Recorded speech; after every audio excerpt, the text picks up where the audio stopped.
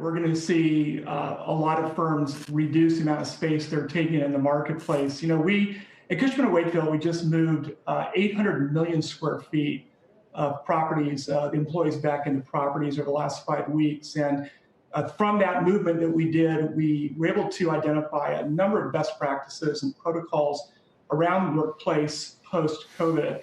And the one thing that we know for sure is back to normal in the workplace is going to be anything but normal. The protocols that we're going to need to implement in offices and industrial and retail buildings, the way in which we operate in those buildings is completely changing. And it will involve everything from the moment a person leaves their apartment or their home, how they get to work, public transportation, private transportation. What do they do when they get to the office building? How do they get access? Are they temperature checked or health checked at the front door? How do they get in an elevator? When you get to your lobby, are you going to be health checked again? And then what does your workspace actually look like going forward? And it will be quite different. The technologies that most big companies have invested in the last few years, things like Workday, cloud-based systems of that sort, have really allowed most companies to have their people work remotely during this period of time and be incredibly productive. Brett, what is it going to look like for retail on the other side of this? Are some of your big retail tenants and anchors going to come back? You know, it's a great question, Sarah.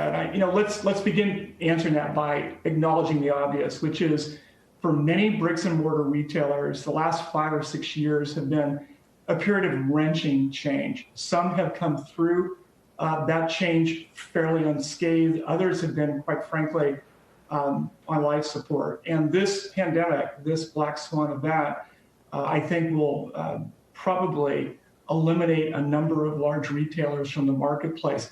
But many are going to survive this just fine. And remember, retailers are, in the retail asset class, commercial real estate, the most innovative, the most creative, the most adaptable of all the asset classes that we deal with. These folks, their business is adapting to change. And so when we get through this and we start going back into those stores and shops and restaurants that we enjoy so much, it's certainly going to be different. But I think many of them will come through this okay. Brett, I wonder, forgive me for saying this, whether you're being too optimistic about core commercial real estate. Clearly, you know this long-term far better than I, but very short-term. On our air in recent weeks, Morgan Stanley's CEO says they're operating 90% work from home.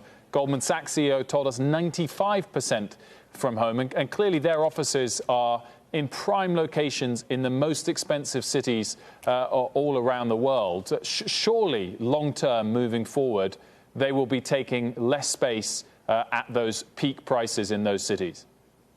It's a very strong point you make. It's just unknown. So right now at our company, we have probably 80% of our workforce, maybe 75% of our workforce at home. Of that 75% that's at home right now, all of them are going to come back into the offices because it's just a better operating environment for what we do.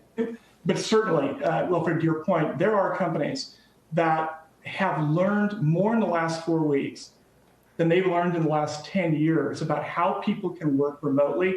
And some of these firms are going to be able to shift some of the workforce out of the offices and into a remote environment. Absolutely. Will it be half their employees or 30% of their employees? I don't think so.